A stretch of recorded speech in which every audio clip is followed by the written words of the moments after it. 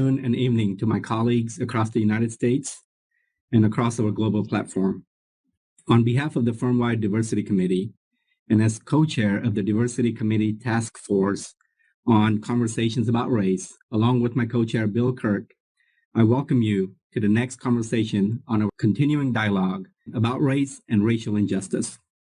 This is our fifth installment in a planned ongoing series. To date, we have had educational and thought-provoking conversations with Derek Johnson, President and CEO of the NAACP, Harry Williams, President and CEO of the Thurgood Marshall College Fund, the Honorable Bernice Donald of the United States Court of Appeals for the Sixth Circuit, and Chief Justice Sherry Bisley of the North Carolina Supreme Court. We plan to continue this series with conversations with prominent individuals and voices across the United States and internationally as well.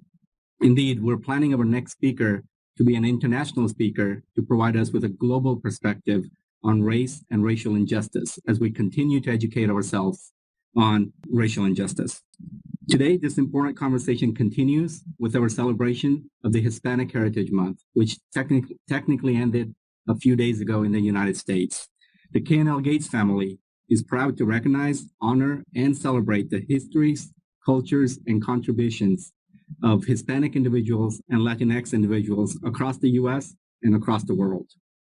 It is my distinct honor to welcome Dean Kevin Johnson of the University of California, Davis School of Law. Dean, welcome.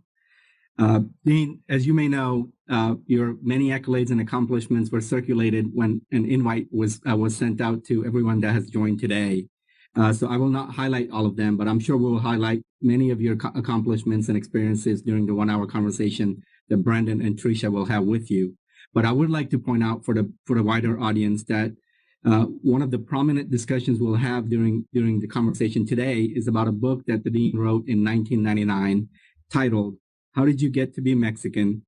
A White Brown Man's Search for Identity." A brilliant and thought-provoking book on your experience or on his experience as a mixed-race individual. Dean, as you may know, for many of us on the firm-wide Diversity Committee, including myself, Pallavi Wahi, who is the chair of the Diversity Committee, whom you may have met, Ramla Farzad, who is the director of diversity, Eric Cottle, who is a partner at K&L Gates, who did an introduction for one of our previous speakers, Xiaobian Chin Dennis, who is a managing partner of our Portland office, and many others in the committee and across the firm who are first and second generation immigrants. Your book, your experiences that you talk about in your book, as well as what we'll talk about in the next hour, resonate with us. And thank you for taking the time to meet with us. I now turn it over to our talented colleagues, Brendan McDonald out of our Portland office, and Tricia McNeil, an associate out of our Charlotte office. And I believe we're going to kick it off with Brendan. So Brendan, over to you. Thank you again for joining us, everyone. Thank you, Anil. Appreciate it. Good morning, good afternoon to those who have joined us today. We hope this day finds each of you and your families safe and well. My name is Brendan Gutierrez McDonald. I'm a corporate M&A partner in the Portland office. Our topic today is being of mixed race or heritage, the search for identity. And we'll include a conversation with Dean Johnson about his experiences and his book, How Did You Get to Be Mexican? A White Brown Man's Search for Identity. I'm going to give a little plug for the book here for the Dean. I'm honored to have the opportunity to interview Dean Kevin Johnson and to co-moderate with Tricia Argentine McNeil, a corporate finance associate in our Charlotte office. Dean Johnson, Tricia, and I share the common background of being of mixed race or mixed heritage, depending on how the person identifies herself or himself. Let's start with Dean Johnson. Okay, great, we have a photo up, so whenever we take a look at that. Dean Johnson's father is Anglo, and his mother is a Mexican American. Dean Johnson identifies himself as a Mexican American. Dean, can you just give us a little background on the photos? Give us who are we looking at, these beautiful people? Tell us about them. I want to thank you all for allowing me to be here today and talking with you. It's really quite an honor, and I'm very impressed that K&L Gates has a racial justice speaker series. I think we need more of that, and I'm glad that you're at the forefront of helping us think and discuss about these issues. Now, these pictures are just actually my children. the top left is Teresa, Elena, and Tomas. They're in junior high. Actually, Teresa's a freshman in high school there. There's Elena in the middle with me when we visited an aquarium near Tulane University when we were looking at colleges. And on the far right at the top is Elena and Teresa, and they don't look much alike, but they're a lot alike in some ways. And the bottom right is in the middle is my son Tomas. After Cal beat Stanford handily in the big game, Tomas is with his favorite running back at the time, and he was in Seventh Heaven. He later went on to Cal and enjoyed staying there. And the last picture on the far left bottom from just a couple of years ago up in the mountains is Teresa and Elena. That they're Teresa's out of college and Elena's finishing things up, and they're young adults, and their parents are very proud of them. Well, they're beautiful, Dean, and your daughters are strikingly different in looks and strikingly beautiful. It's amazing to see how the genes all worked out. So thank you so much. If we could pull up Trisha's photos now. Thank you, Dean. I'll be back to you. Be great. Thank you, Ashley. If you get Trisha's photos up, and then I'm going to Trish. Okay, here we go. Let's talk about Trisha's background. Trisha's father is Cuban and her mother is English. Trisha identifies herself as a Cuban American. Trisha, can you talk a little bit about your family, what photos we're seeing here? Yes, thank you, Brendan. So you are looking at 3 photos of my father, his brother, and his 2 cousins, as well as my grandmother there. She had raised all 4 boys by herself. These photos were all in Cuba, and the trucks there that you see are from a family farm. The surname Ramon is my grandmother's name. And interestingly, in Cuba, children actually take their mother's surname as their last name. So my father there, he's the young boy with my grandmother's arm around him, his name being Manuel Ramon. So he took on his mother's surname. Well, they're beautiful. Thank you, Trisha. Yeah. Okay, so you can bring up my family's photos. Finally, let's talk about me and my family photos. My father is Irish and my mother is Hispanic and American Indian. I identify myself as Irish, Hispanic, and American Indian. And we've got 2 interesting photos here. On the left, this is actually at my grandma's funeral. This is my mother and father and my family, along with my uncle and his family. And you can see how mixed it is. And that's the way our Gutierrez family picnics looked. It was, great food and just a mix of people. It was quite fun.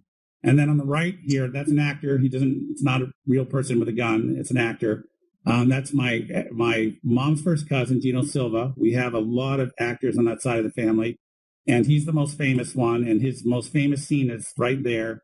He was the one that shot Tony Montana or Al Pacino in Scarface. That's Gino Silva. Thank you for that, Ashley. We can drop the pictures or pull them up. Thanks. So let us get back to our presentation. According to a Pew poll, the number of people who identify as multiracial in the U.S. is growing 3 times faster than the population as a whole. It's also one of the fastest growing populations in Europe. According to The Economist, the number of Britons who say that they have mixed race background has doubled between the census of 2001 and 2011. Our goal today is to have Dean Johnson share his perspectives on being a Mexican American of mixed heritage as authentically articulated in his award-winning book. His book is also being used in high school and college literature classes across the country. Given our backgrounds, Trish and I will share some of our experiences that might mirror Dean Johnson's or might be unique. This event is also dedicated to some of you who are raising children of mixed race or mixed heritage.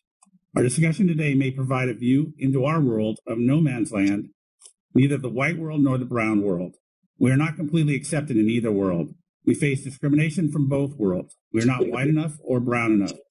The silver lining is we believe that we can be a bridge between both worlds. Another goal of our event today is for those of you in the U.S. to celebrate National Hispanic Heritage Month. Let's begin. I met Dean Johnson on his visit to Portland when he reached out to me, and I was one of the few alumni in the town who graduated from the University of California, Davis. In short order, we realized that we are of mixed heritage and had very similar experiences growing up in Los Angeles around the same time. We had a spirited discussion and covered our mutual love for Mexican food. We also talked about our passion for diversity and inclusion and where it falls short in the legal world. Dean Johnson mentioned he wrote a book, and I would find my answers in his book. How Did You Get to Be Mexican? A White Brown Man's Search for Identity. He was right. I did find some of my answers in his book. Let's move to the Q&A with Dean Johnson. Dean, if you could start off, just share a little background for your family and kind of how you grew up, your mom and dad and their backgrounds. That'd be great. Sure. I grew up in the San Gabriel Valley with my mother, and my mother grew up in Los Angeles, and our grandmother and other family lived nearby. And every summer we would visit my great grandmother in Mexicali, and so I understood basically our family tree. The odd thing about it is my mother, and I talk about this some in my book, always claimed that we were Spanish, not Mexican, and made a big distinction between Mexicans and Spaniards. And I was growing up, that confused me an awful lot because I didn't know any people from Spain. I didn't know a fair number of people from Mexico. And I visited Mexico every summer with my mom, so none of it made any sense. I think that made some of the complexities more difficult. My father wasn't living with us at the time. My parents were divorced, and their marriage was viewed as a mixed marriage, which at the time was not very popular in the family. It was very unpopular, in fact. And my dad was attacked basically by his father and by others for marrying a Mexican woman. And would use epithets, this is going to sound bad, use epithets toward my mom and toward me as we were growing up, as I was growing up. So that's sort of the thumbnail sketch. Dean, so why did you write this book? What inspired you? I've been thinking about the issues of mixed race and multiracial heritage, and I'd seen some books by African American and white people, mixed race kids. I didn't see much about Latinos and the mixed race and the mixed heritage Latino experience, and I also wanted to write something so my children would be able to understand our history, our ancestry. And I didn't expect to publish it, but I started writing things down. And I would spend 2 hours a day just sort of writing and basically typing without stopping. And there was an incredible energy behind it, and actually a relief at some level, but also it enabled me to sort of figure some things out, piece some things together, and connect it with some of the work that I had been doing, including, for example, when I was a kid, I could never understand why my mom said she was Spanish and we were Spanish. Then I read a fair amount about Los Angeles history and the rampant discrimination against persons of Mexican ancestry, and actually a repatriation during the Great Depression of people of Mexican ancestry, and the punishment of Mexican American kids who use Spanish in the public schools, and the Anglicizations of their names. So then I had a better understanding why my mom created this fiction that we were Spaniards, not Mexicans. She created that fiction to avoid the discrimination that she experienced growing up and didn't want her children to experience. And so it led to a lot of her, that insight allowed me to understand better why she didn't teach me Spanish, why she said we were Spaniards, and distance us in some ways from our heritage. Well, Dean, that's interesting. My mother said she was Spanish, just like your mother. She didn't mention she was American Indian. She's a quarter, but her brother identifies as American Indian, and he grew up kind of in the Chicano movement during those in the 60s, and he's much younger than her. But like your mother, my mother, wanted to, act like we were pure Spanish, and that's certainly growing up in New Mexico. It was a matter of survival, and most people denounced being, American Indian. They wouldn't say it, or they would always say they were purely Spanish. So that's very similar. I think their age is similar too. So very interesting. Well, one of the things, we have a bunch of lawyers on the phone, and I think getting, the heart of your book is really about Harvard. So for people that, really want to, hear somebody talk about mixed race and how it influenced them in the legal world. I mean, you go to Harvard, before you go, you've got to, first of all, check the box. We all know what check the box means. At least I know what it means. I think you know what it means. But if you're mixed, checking the box is an interesting experience. Can you tell our audience about checking the box and how you check the box? Well, and it's an interesting sort of set of phenomena, really. When you apply for schools, they're trying to keep track of their racial demographics, understandably so, because we have a lot of work to do in trying to increase diversity. I'm not criticizing universities for that, but if you're a person of mixed background, there's some degree of choice there. I mean, now it's much more common for there to be a mixed race box or a multiracial box.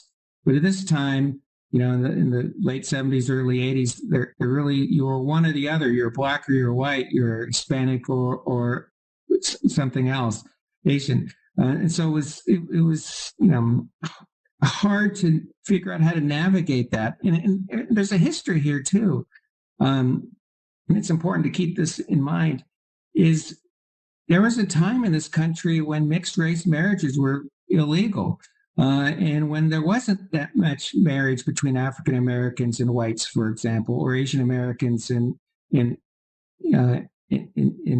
whites, especially in California. So there wasn't this kind of intermarriage that led to mixed race people, that led to this problem of trying to figure out how you classify yourself in what some would call is box checking. Now intermarriage and mixed race children are much more common. Identity issues are much more common, and sensitivity by all of us to those issues is necessary. But I grew up in a Mexican American neighborhood with a Mexican American mom, and was quite comfortable in that culture and experience. And I wasn't embarrassed by that once I figured out I wasn't Spanish. I wasn't embarrassed by it. And it seemed natural and normal for me to identify as I identified personally. And that meant, Hispanic and then Mexican American in terms of checking the box on my application. And I did that for all my applications for law school. I didn't apply to many, but I applied all the ones I did. I included that. And then later, when I applied for a teaching job, there's a service done by the Association of American Law Schools that includes a similar demographic box checking sort of plan. Actually, at that point, I talked about it with my wife, my Mexican American wife from the same valley I grew up in. And she asked, are you embarrassed to that background? And that certainly wasn't the case. But I also worried that schools would be looking for something that I wasn't, and couldn't be. And I didn't want to defraud them in some kind of way or make them feel like they've been defrauded. And in fact, later on, when I had an interview, the first question I got turned out to be the title of my book. How did you get to be Mexican? Well, that's interesting. Well, let's talk a little bit, just in talking about check the box. You talked in the book about this. Talk about how people receive that. So you have I'll call it the La Raza Latino student body that's going to see that you check the box, and you might feel like an imposter to some of them who are, say, purely Hispanic, and then with the Caucasian world or Anglo world, they might make you feel like you check the box to get to the school. So maybe you could talk a little bit about that. You mentioned that in your book. No, I think that is important, and there's several perceptions that are important. One is that Anglo students, and this is particularly true at Harvard, we're always trying to figure out how people got in, and there's a handful of Latinos in each entering class at the time, and a handful of African Americans, and the presumption was that some people, mostly the white people, got in on the merits, and the other people got in through some kind of program of some sort. Not saying that's fair or it's right, but that's often the assumption of some people. Then you have what now we would call affinity groups, like at Harvard was La Alianza. At UC Davis, it's the Latinx Law Students Association. And different groups are different. But some groups are going to say, and I was very self-conscious about this, what's a Kevin Johnson doing here? Why are you at our meeting, and what are you trying to do? It's, I am what I am, but it does require some explanation to most people. At some point I thought about changing my middle name or adding my mother's name to my surname. But I'd never done that. And so I decided against doing that. So there's the Anglo students, then there's the affinity group students, the minority students, and then there's my perception and me worrying about what those other people think about me, because I did identify, and it's true, I identified, it was weighed in the process in some way that it's hard for me to evaluate, but it wasn't untrue or in bad faith or contrary to the life I'd lived. There are situations where somebody may not have any minority background and perhaps check a box. I was always very honest and forthright about the complexities of my identity that I had a hard time figuring out. Yeah, I could see that. And Dean, when you went to Harvard, and when you describe your experiences there, and a huge change from Southern California to Harvard, and then being amongst the student body, many very wealthy students there, and you can feel I feel the pain in your book of what you went through, feeling unaccepted in some ways, feeling rejected in other ways. But if you could just talk a little bit about that and what it was like with your background, and then going to Harvard and just trying to actually fit into the culture there, and what it was like. Well, I guess on the positive side, I excelled, and I don't want to brag, but I did very well. And I ended up on law review based on my grades. I worked hard, and I succeeded by all the standards that a student would use to evaluate success there. And so that part, and it created opportunities for me that were amazing, that allows me to be a professor and a dean at this law school. And I got to do some great things at law firms and otherwise. So I really am indebted to that degree and the opportunity that I was given. At the same time, the experience was incredibly painful. I grew up on what were called then food stamps and on welfare. And I'd never been east of Lake Tahoe. And I'd never been around people who went to private schools, who were rich in every sense of the word, who could fly to Jamaica for the weekend for a trip because they could, while I was eating Spam and popcorn to live. It was very thoroughly alienating. And also, there was no understanding of what Latinos were, and certainly what Mexicans were or Mexican Americans were. And it was a thoroughly alienating and painful experience. And even the sort of basic things that now I had taken for granted in California, like being able to buy fresh tortillas, or getting fresh produce to make tacos and stuff like that. There, the only tortillas I could find were in a can, literally in a can, and all the produce is like got this plastic wrap on it. It was just, everything was different in every way, and the people. I mean, I went to Berkeley's undergraduate, and there's some rich people there, but the wealth. And the entitlement really was just so different than anything I'd been used to. And 2/3 of the class knew each other from prep school or attending the same undergraduate or through family connections. I mean, 2/3 of the people on law review were from Harvard, Yale, or Princeton. It was a really close club that I found very alienating and hard to be comfortable in, and especially with very very little resources and watching people live what I would view as extravagantly. Well, I mean, a few things. First of all, I hope our Boston colleagues have figured out that tortillas don't come in a can, and hope their Mexican food has found its way to Boston. So I know they have great Italian food there. So to our Bostonians, please come to Southern California and try some of the Mexican food there. But there's one part in the book where you mentioned, the story really resonated with me.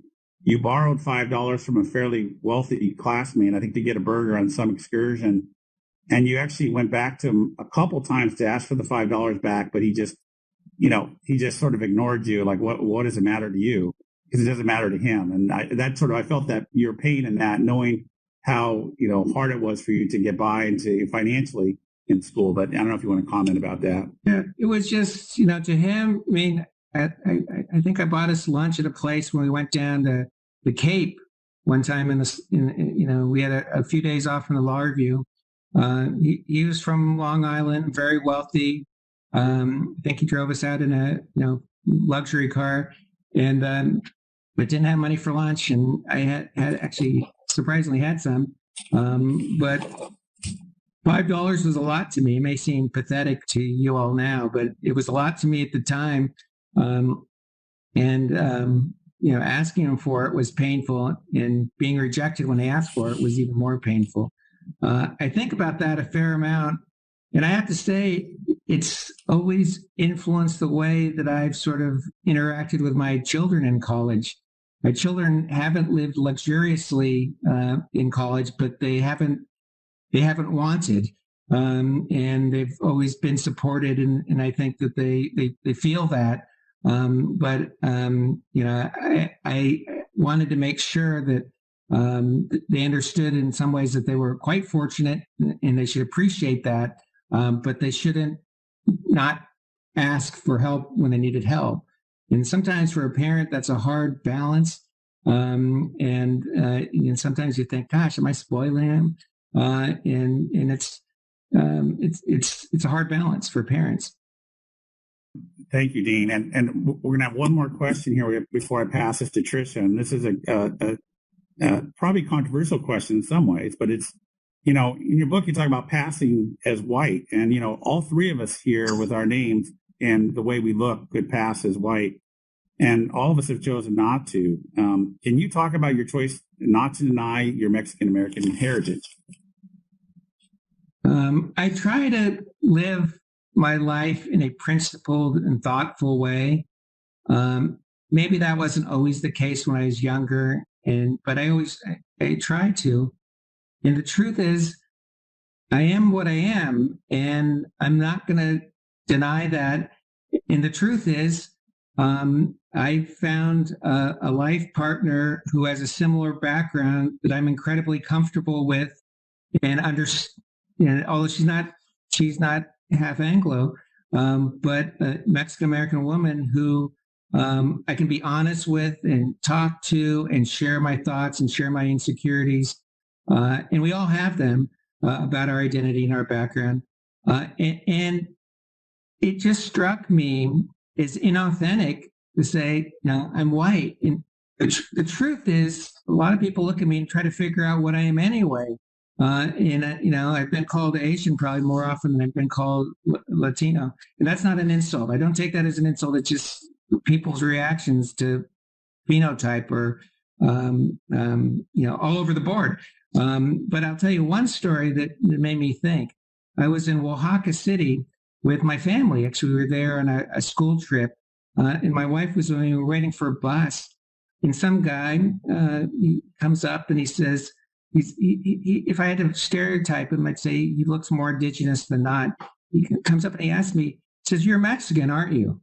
And I was just standing there. I was just standing at the bus stop. I was just, thinking about what kind of mole I was going to eat down in the Zocalo. And he says, "I don't know about her," pointing to my wife, "but I know you're Mexican. I just know that." I just sort of looked at him, and he was like a Mexican American school teacher in Brooklyn or something like that.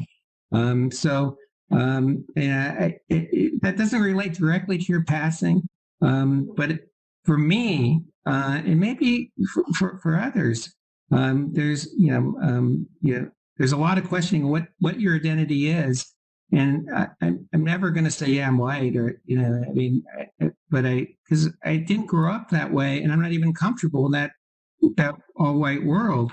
So for me, it seemed to be inauthentic, and I would feel like I was a liar. Thank you, Dean. So let's pass the baton over to the very talented associate in Charlotte, Trisha. Trisha, can you take it from here? Thank you so much, Brendan. It's been such a fabulous conversation so far. I first wanted to say hello to everyone and send greetings from Charlotte. I know we've all found ourselves in a unique and challenging time, so I just want to send a virtual grace and thoughts to each of you across our large platform. Just as a brief introduction for myself, I'll give the Dean just 2 minutes break and introduce myself. I'm going to tell you just a brief story to introduce myself. 6 years ago, I walked into the Charlotte office of K&L Gates to interview for a summer associate position, and I will tell you, I feel like I experienced the largest amount of imposter syndrome in the world. I was a first-generation college student. Nobody in my family had stepped foot on a college campus. I didn't come from a highly ranked law school. I was for certain that some partner or associate would catch some grammar I said incorrectly or figure out they had picked the wrong person to interview. And I remember the nervousness I felt from our dinner interviewing because it was the nicest restaurant I had ever been in at the time. And I tell you the story and the raw emotions that it brings in the context of being mixed race, because I know now that those feelings come from not being comfortable in my own skin. And as I mentioned, my father is from Cuba. I have recently connected with him in a relationship that has been really fascinating for me to discover his background and my Hispanic heritage. And as I mentioned, he came to the United States. He was able to seek political asylum out of fear of being persecuted from the Fidel Castro regime. He was actually an activist in his young ages, and that's been interesting to learn about. He feels very lucky to be in the United States. He has told me stories about some of his family that has had a more difficult time being here. And I connect that with some of the questions I want to ask the Dean, because I feel like as a young professional at the firm, we have to find a position to be safe and comfortable, bring our whole selves to the office every day. As much as we work every day, I would try to separate my professional self from my personal self. And I know that just is not the case. We can't do that because we're often around the clock working. And I know that if I can't bring my full self to the table and my team and partners, then I'm not going to be an asset to them or to the deal team or my clients. So I leave this story with you as a young professional to ask the Dean, which is one of my very favorite questions that I hear professionals answer. And that question is, what do you wish you could go back in time and tell your younger self as you were growing up to be a professional? And at what time in your life do you think it would have been most impactful to hear? I think that I wish that I knew earlier in life, in college or in law school, that I shouldn't be so self-conscious about my abilities, my background, and what I brought to the table. And I also wish it's along those lines that I was much more confident in all the things that I did professionally, because I was good at those things. But I always thought I was lame at those things and had very little to offer. And so I think that my identity struggle was related to a confidence struggle as well, trying to figure out where I was and how I was not just good compared to others, but in many instances, not all, but many instances better. And that all these complexities of background are truly complexities that many of us bring to the table, and nobody's a one unitary characteristic person. And there are complexities for all kinds of people and all kinds of backgrounds. And I think that I wish that I had been more comfortable and confident with that earlier on. now I got a book, and so if anybody asks me about it, I can just tell them look a book and leave me alone. And I see many people working through it through over their time, and one of the things I see, and this is a tough one, I see conflicts in various organizations between who's Latino enough, who's not Latino enough, who's dark and who's not, who's Mexican and who's Central American. And those things actually hurt me because I wish that we could work together to find common ground as opposed to divide each other up along lines. And the truth is that you look at, one of the things I'm very comfortable understanding, at least I think I have a good understanding, is how Latinos look very different. Look at my darn kids. They're very different appearing, and they're all got the same parents. That's just, that's the way these things work. And that there's, very dark appearing Latinos. And then you got somebody, like, Jorge Castaneda, the former, head of the State Department in Mexico, who could be Swedish if you look at him. So I do think that, there are all these divisions among us. And I wish we could focus on sort of common ground, common experience, and working together as opposed to dividing ourselves. Absolutely. And I know we had talked about this previously, but I think it's important to bring attention to with the sheer number, just being in the Hispanic Bar Association in North and South Carolina. We don't have many Hispanics, so the more the merrier. It doesn't matter what you look like or what you don't look like. We will take your help and assistance in any way possible. Talking about your children, I'll lead into our next question. I loved hearing the stories about them. You have 3 children, like you introduced, Teresa, Tomas, and Elena.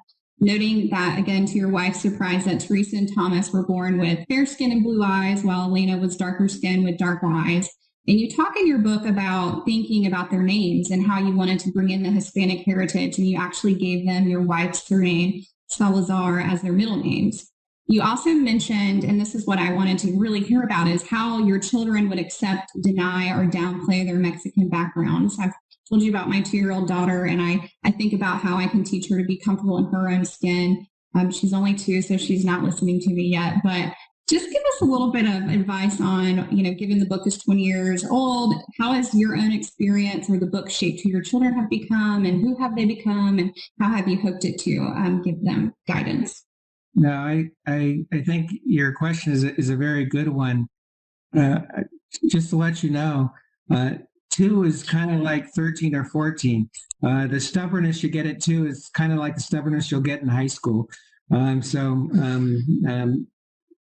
think that the book helped me understand myself and made all of my life experiences and my family's experiences pretty much routine for my children. I think they understand that, their background in a better way. And they understand the importance of the Spanish language to their grandparents. And actually they're all bilingual. So, they can speak Spanish much better than I could to their grandparents.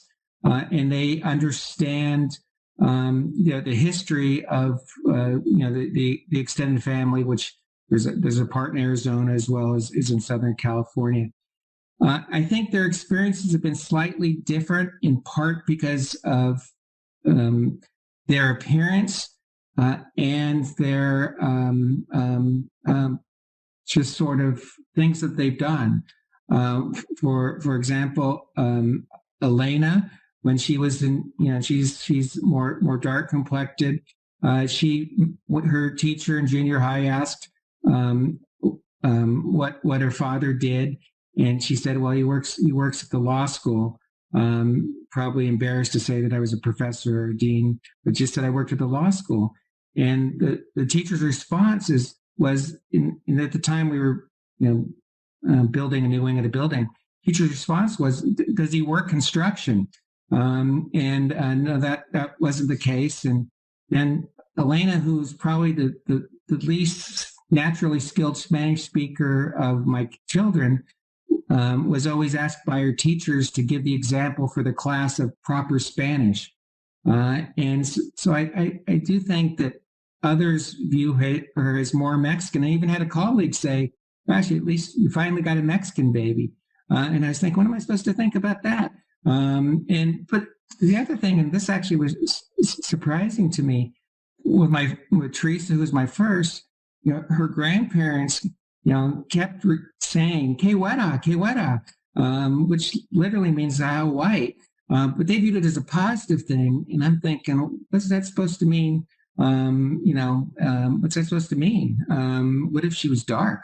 What if she ended up like Elena did? So there's these whole sets of issues within our own culture that we have to deal with as well, and the value placed on fairness and whiteness and the like. But Tomas, for example, I think his experience has been slightly different. His Spanish is the best, and in part it's the best because he worked in some menial jobs in the restaurant industry where there's a lot of Spanish speakers and he used Spanish all the time. And at one place where he worked, he was put in charge of being the communicator with all the Spanish-speaking workers, many who were undocumented, and was required, for example, to say, you're being transferred to another place, 20 miles away. He didn't like being that middle person, even though he liked, he actually enjoyed the people and he liked speaking Spanish. And I think that job helped him a lot. It also helped him understand the world a lot as well. So I think the world shapes their experience. And I do think that all my children were as well prepared as you can be to understand themselves and what they were going to experience and have experienced in the world. My oldest, Teresa, also worked in a public defender's office as a legal assistant down in Santa Cruz, and just happened to notice that 90% of the defendants were Latino and 10% weren't, and naturally understood that racial justice issues are issues for Latinos as well as African Americans and other groups, but saw it firsthand. So I think all we can do as parents is try to impress upon our kids the reality of the complexity of things, get them comfortable with themselves, as you said, with their own skin, and hope that their experiences in the world don't discourage them too much, because there will be some discouragement at times. Because one of the things we haven't talked about that I think is important is that some Latinos who look white may hear horrible epithets and horrible things about Latinos because people assume they're white. It's happened to me. It may have happened to others. But it's one of those things that, when somebody starts talking about, use wetback that refers to Mexican immigrants, something like that, and thinking that I'd be all on board for that, it's a different kind of pain and a different kind of hurt than if it were directed at you, but it's still a pain and a hurt. I think this is a great lead-in time to talk about the next question, which is about millennials. So more than half of the nation's total population are now members of the millennial generation or younger, which may seem scary to some of you. The millennials and their juniors, the Gen Z and younger, are more racially diverse than those that preceded them, with nearly half identifying as racial or an ethnic minority. As these generations, myself included, find ourselves in the midst of this pandemic and the economic storm that we're in, and as well as the increased awareness and activism against the systematic racism, what advice from your own experience would you give? I guess it depends on who's asking for the advice. To millennials. I think that they're our future and our hope. And I think that my advice would be racial complexities are going to get more complex, not less. And being sensitive and aware is important. I do think it's a mistake to think that racism is going to disappear as there's racial intermixture and there's be a wonderful mestizaje, they'd say in Mexico, mixture of the races that leaves everybody happy. Sadly, it seems to me that the world, not just the United States, over time has come up with ways of distinguishing between people in different ways and discriminating against them, that makes me leery that, interracial marriages and children and racial mixture is going to lead to an end to racial division. So I think that, that it may change things. And I'm incredibly happy that when I was a relatively young kid, in some states, interracial marriages were illegal. And today people think, what the heck, that's just crazy stuff. My kids say, how could anybody think that? And I think, there has been progress and good things have happened to people's sensibilities.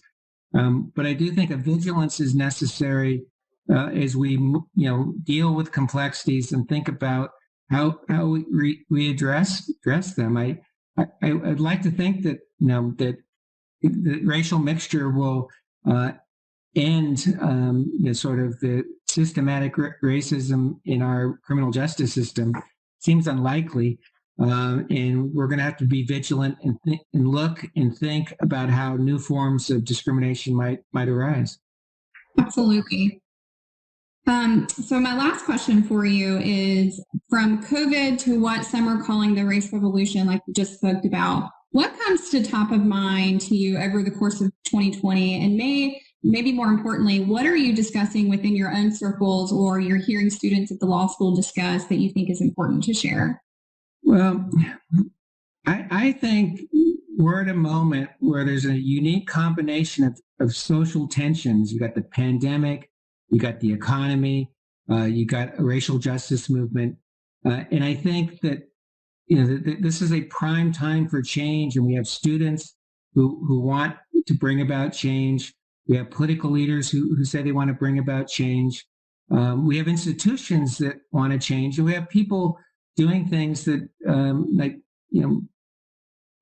tearing down statues of people who historically were involved in shameful incidents. I think in the future, we have to think carefully about what kind of change do we in fact want, as opposed to demanding change. What I understand what the Black Lives Matter movement is about. I don't know so much how we get rid of the systemic injustice of our criminal justice system. I know Michelle Alexander's great book, The New Jim Crow, talks about all the data and the statistics and the problem, but I don't know what the answer is to that problem. One of my primary fields of study is immigration, and I know what abolish ICE means, but abolish ICE isn't going to end all immigration enforcement. And what specifically do people want? Do we want a more impartial immigration court system? Do we want legal immigration policies that are more tied to our economy? Do we want a path to legalization for undocumented people who work and live here, a part of our communities? Abolish ICE is a nice slogan for organizing, just like Black Lives Matter is a nice slogan for organizing. But I think the hard work is really the next step. Well, how do we solve these problems? How do we work on these problems? And this is where I'm very distressed right now. I understand that there's a lot of very complicated issues in immigration and criminal justice and our economy, all kinds of stuff. But there seems to be a lack of respect in our discussion of some of those issues that is very troubling to me, and a willingness not to adhere to the facts. I'll give you a fact from immigration. Some people talk about immigrants having a propensity to crime. Every real social science study you look at shows that immigrants are less disposed to crime than U.S. citizens. But still, the immigrant is a criminal is very popular in our political press. That's distressing to me. But the level of the discourse, the level of the discussion, disrespect. I'd be the first to say I want to get rid of, racism in our criminal justice system, but how do we go about doing that? What's the best way of doing that? How do we ensure our public safety? One of the jobs I have right now is I'm co-chairing a campus task force on policing, basically, and we're trying to figure out we have safety issues. We have, sadly, every college has it, domestic violence issues. We have drug issues. We have other issues. We want to be sure people are safe. At the same time, we don't want our police to engage in bad behavior. And on this campus, we had a bad thing a few years ago that some of you may have heard about involving some protesters who got pepper sprayed. It was bad. It was horrible. We can't have that happen again. So I think that everybody should discipline themselves at some level to try to figure out how to discuss these questions in a rational way and think about how we might solve them, as opposed to yell at each other and say you're an idiot, or rely on facts that aren't true. I really have a hard time dealing with some of the disrespect we hear in public discussions now, because it's not going to help us get where we need to go. Absolutely. Absolutely. Thank you so much for sharing that insight. And just before we conclude, from your experience being mixed race, most importantly, in mixed heritage, what are the most important takeaways, Dean, that you would like to give the audience to think about? And as a parent of mixed race heritage children, what advice would you give? Two-folded question there. It's important to remember that these are very complex issues. It was much simpler when it was all black and white, literally African American and white, and that's what people thought about when it came to race.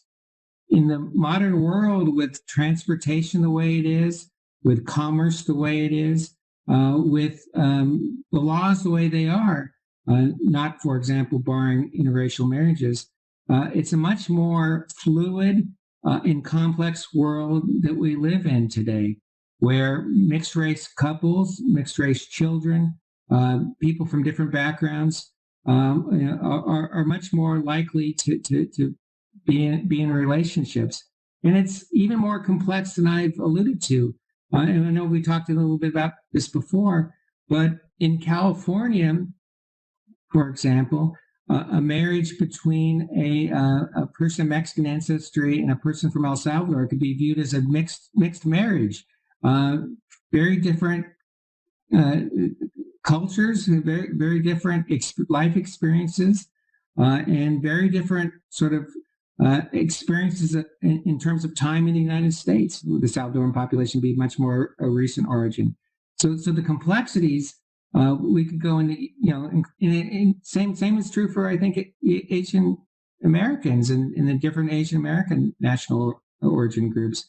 So I think the sensitivity to complexities is incredibly important. And in terms of children, I think just being honest with them, and actually I think in discussing issues of race and racism with them, I've always erred on the side of being honest, and